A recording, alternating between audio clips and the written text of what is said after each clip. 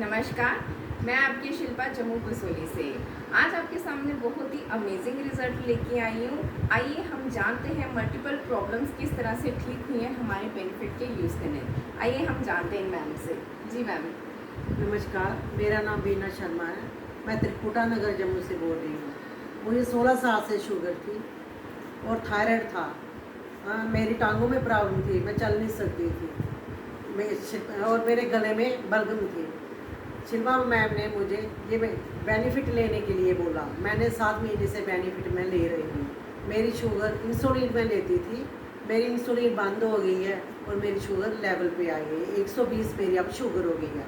Thyroid मेरा बिल्कुल ख़त्म हो गया है। तो गले में मेरे प्रॉब्लम थी, बलगम आती थी, वो भी बिल्कुल ख़त्म हो गई है और अब मैं फिर थोड़ा बहुत चल फिर सकती हूँ। मैं कहती हूँ बीमारियों से छुटकारा पाने के लिए ये बेनिफिट ज़रूर लेनी चाहिए और बेनिफिट लो और बीमारियों से छुटकारा पाओ। Thank you ma'am. तो देखा हमने कि मैम को किस तरह से मल्टीपल प्रॉब्लम्स जो है बेनिफिट के यूज़ करने से ठीक हुई है। आप सब भी बेनिफिट का यूज़ कीजिए और बीमारियों से राहत पाइए। Thank you.